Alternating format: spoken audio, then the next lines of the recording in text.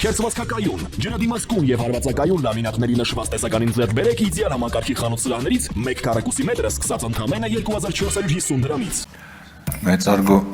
պարոն վարչապետ, հարգելի գործընկերներ, սիրելի հայրենակիցներ, մենք շարունակում ենք քննարկել կառավարության ծրագրի 2024 թվականի կատարման ընթացքը։ Ես որպես հարակից զեկուցող արդեն ելույթ ունեցա, բայց ինչպես ենթադրվում էր, լրացուցիչ խոսելու կարիք եղավ, քանի որ մեր ընդդիմադիր գործընկերների կողմից որոշ հայտարարություններ ու թեզեր են հնչել, որոնց պետքա պատասխանել։ Ոչ թե ուղղակի պատասխանելու համար, այլ որպեսզի մեր հասարակության մոտ թյուր ընկալումներ ու սխալ կարծիքներ չձևավորվեն։ Ուրեմն մի հատ այսպիսի անեկդոտ կա։ Մեկը առավոտյան տանից դուրս է գալիս, վերելակով իջնում որ գնա աշխատանքի, վերելակի մեջ հանդիպում է հարևանին։ Հարևանը ասում է, լսի, ասում է, դու քո տղա ինչ ես կարում, նորմալ դաստիարակ ես, ասում է, ինչ է այդ։ Ասում է, երեկոյան եկել էր գիշերը խմած, հայհոյում էր,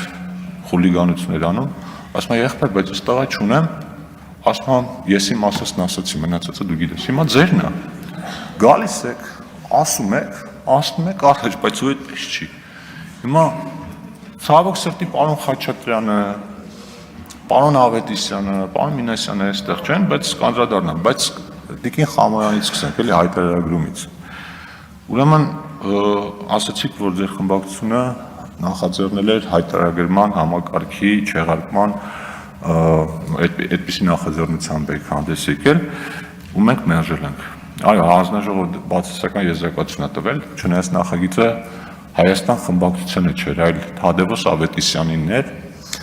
եւ պարոն Ավետիսյանը միայնակ էր այդ նախագիծը պաշտպանում հանձնաժողովի նիստում։ Մեր հանձնաժողովում կա ձեր խմբակցության 3 անդամ, եւ այդտեղ կարող անգամ մեկ ձայնը որոշիչ լիներ, բայց 2 հոգով էին մասնակցում, մեկ ընդհանրապես չէր խոսում։ Ամեն դեպքում ձեր իրավունքն է, ու ես ողջունում եմ, որ տենց հատուկեն լինում է, որ նախագծերով հանդես եք գալիս, բայց այստեղ մի քանի բաներ կան, էլի ասում եք, հարգելի քաղաքացիներ, ձեր տրանսֆերները հարկվելու են։ Գյուղմթերքի կամ գյուղկենդանիների վաճառքից ստացված ձեր եկամուտները հարկվելու են։ Ես ուզում եմ միանգամից ասել, չկա այդպիսի բան։ Չկա, ուղղակի չկա, որովհետև հայտարարագրման համակարգը լրացուցիչ հարկեր, հարկատեսակներ, հարկման օբյեկտներ, հարկման բազաներ չի ավելացնում։ Այս մասին մենք չենք հոգնում կրկնել։ Այսինքն այն ինչը ենթակա էր հարկման, մինչև հայտարարագրման համակարգը հիմա էլ ենթակա հարկման, այն ինչը ենթակա չի, հիմա էլ ենթակա չի։ Իդեպ երեք պարոն Խաչատրյանն էլ էր այս մասին խոսում, ասում էր այս համակարգը լրացուցիչ հարկեր քերելու համար է։ Ուրեմն այս նույն բանը պարոն Խաչատրյանն ասում էր 3 առաջին օրը 2022 թվականին են սղագրություններ, որ փոխանցել է ինձ, այդ նույն բանը ասում էր։ Ուրեմն աշխարհի 145 երկրներում գործում է եկամուտների հայտարարագրման համակարգ։ Մոդելները տարբեր են, բայց դա ընդունված ու նորմալ մեթոդ է, որպեսզի պետությունը քաղաքացիների եկամուտների մասին պատկերացում կազմելու ճիշտ քաղաքականություն մշակելու համար մեխանիզմ ունենա։ Եթե այդ համակարգը պիտի նպաստի նրան, որ ստվերում մնացած եկամուտները ի հայտ գան ու ինչ-որ լրացուցիչ հարկեր կան բյուջեը, դա շատ լավ է։ Եթե դուք դա համարում եք հարկեր քերել, մենք դա համարում ենք ստվերից դուրս գալ։ Մի քիչ այս մասին էլի կանդրադառնամ ու ամենակարևորը, Տիկին Խամոյան, որ ասում եք ձեզ դատելու են հայտարարագիր չլրացնելու համար, չկա նման բան։ Պարոն Վարդանյանը արդեն նշեց, քրեական օրենսգրքի 444-րդ հոդվածը, որին դուք հղում եք անում, դա վերաբերում է մեզ, պաշտոնատար անձանց եւ մեր կողմից կոռուպցիայի կանխարգելման հանձնաժողով ներկայացվող հայտարարագրերին։ Այդ գլուխն է այդպես Տիկին Խամոյան, որ ընդհանուր կարդակ կտեսնեք, եւ այդ դրույթը եղել է այն ժամանակ տարիներ առաջ, երբ ֆիզիկական անձանց հայտարարագրման մասին դեռևս խոսակցություն չկար։ Ես չգիտեմ պեկից ձեզ ինչ են պատասխանել եւ ինչու, բայց ես հիմա այստեղից ասում եմ, որ դա չի վերաբերում ֆիզիկական անձանց հարկային հայտարարագրերին։ Հարկային մասերը կարգավորվում են 290 հոդվածով։ Մենք իհարկե կքննարկենք իրավաբանների հետ, եթե այդտեղ այդ տարընթերցումը վերացնելու համար լրացուցիչ ինչ-որ ճշգրտման կարիք կա, բնականաբար կանենք, բայց այն որ դա դրան չի վերաբերում, դա միանշանակ է։ Եվ ընդհանրապես հարգելի հայրենակիցներ, եթե ավելի բան նայենք, այս համատեքստը, նախ հայտարարագրման ինստիտուտի հետ կապված մեր ընդդիմադիր գործընկերները, թե խորհրդարանական, թե արտախորհրդարանական,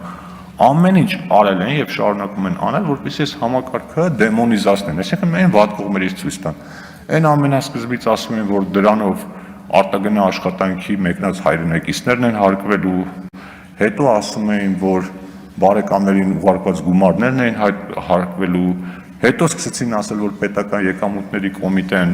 մուտք ունենալու մարդկանց բանկային հաշիվներին, հիմա դատվելու մասին, հետո չգիտեմ տրանսֆերները հարկելու մասին,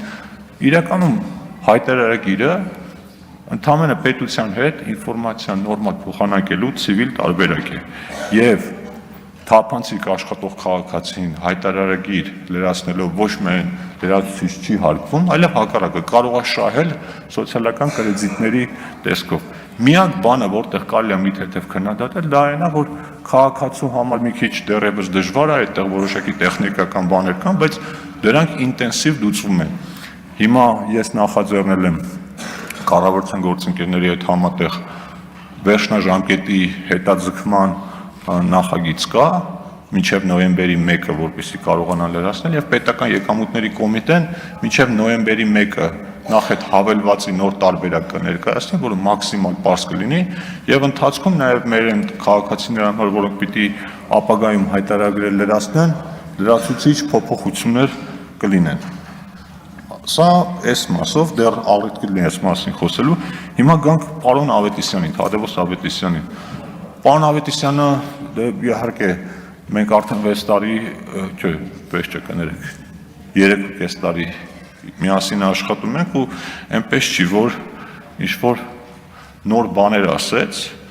բայց մի բանն եմ ուզում նշել։ Ուրեմն պարոն Ավետիսյանը ասում է, ինչու է 2018 թվականը ձեր հիմիկվա թվերը համեմատում 2018 թվականի հետ, ասում եմ, այդպես ավելի երևի հարմար է համեմատությունը ձեր օգտին է, ու մեզ փաստացի մեղադրում է մանիպուլյացիա անելու մեջ։ Հիմա ես կարդամ ինչ ասում պարոն Ավետիսյանը, ասում է, մեջբերում եմ էլի խոսքը,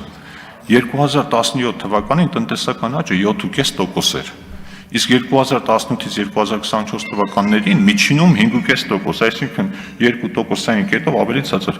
Հիմա որ պարոն Ավետիսյանը այստեղ լինի կհարցնեք, ասեի, ինչու է պարոն Ավետիսյան 2018 թվականը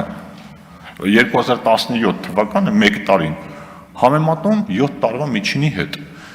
Ավելի ճիշտ չէ լինի, եթե կոռեկտ եք ուզում համեմատեք, դուք էլ 2011-2017 թվականը համեմատեք, որովհետև այդ ժամանակ որ համեմատեիք, կստացվեր, որ ձեր մոտ միջինում տնտեսական աճը եղել է 4.2%, ավելի ցածր, քան վերջին 6-7 տարիների ընթացքում։ Այն դեպքում, երբ որ մենք ունեցել ենք COVID, ունեցել ենք պատերազմ, ու այս ամենի հետ, եթե նայում ենք, ունեցել ենք բավականին բարձր տնտեսական աճի տեղ։ Իսկ ինչու, օրինակ, չեք համեմատել 2016 թվականի հետ։ Միգուցե այն պատճառով, որ 2016 թվականին զրոյական տնտեսական աճ կար, իսկ միգուցե կաշխանդում այն հանգամանքը, որ 2016 թվականին էկոնոմիկայի նախարարը Արծվիկ Մինասյանն էր, որ այն ժամանակ չէի խոսում, ասենք 8%-անոց, 6%-անոց, 12%-անոց տնտեսական աճը խոշորացուցով նայում մեջը բան է գտնում, 0% տնտեսական աճ է ապահովել ժամանակին։ Կարեն Կարապետյանը ես հիշում եմ, երբ որ ընտրվել էր նոր վարչապետ, եկել էր առաջին անգամ ազգային ժողով, ասեցին տնտեսության վիճակը ոնց կգնահատեք, ասեց շատ ծանր։ Դուք էլ կհիշեք, դուք եք այն ժամանակ պաշտ, չափազանց ծանր։ Բայց այն ժամանակ ոնց չեք նկատում այս ամեն ինչը։ Ու այս ամենով հանդերձ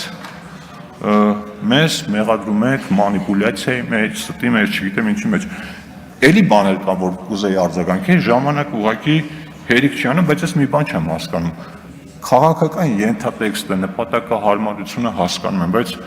մասնագիտական բաներ կան, որ ասում եք, մեծ մասը ձեզնից դասախոսներ են, գիտության թեկնածուներ են, կոլեգաներ ունեք, ուսանողներ ունեք, չեք մտածում, լավ լսում են այս մարդիկ, որ ձեզ լսում են, չեն մտածում, այս մարդիկ ինչ են խոսում։ Ոնց կարելի է համ քննադատել հարկեր ավելացնելը, համ քննադատել պետական պարտքը, համ էլ բերել նախագծեր կոչանել թոշակները անհամաչափ ավելացնել աշխատալ, բայց փողերը որտեղից։ Եթե տարեկան 2 միլիարդ դոլար ձեր խնայողություններից կամ ձեր հարազատների խնայողություններից բերեք տակ պետական բյուջեին, ասեք եկեք սոցիալական ու այլ ծախսեր ավելացնենք, մեծ հաճույքով կանենք, բայց այդ երկուսը իրար հետ որ քննադատում եք, դա դիսոնանս է ստեղծում։ Թերևս այսքան է, էլի բաներ կար ասելու, եթե հետո վերջնական ամփոփիչ ելույթի հնարավորություն եղավ, մնացած մասերին էլ կանդրադառնամ։ Շնորհակալություն, պարոն Աղազյան, ձեր թվերն էլ հանել էի, ուղղակի ժամանակ չեղավ։ Շնորհակալություն։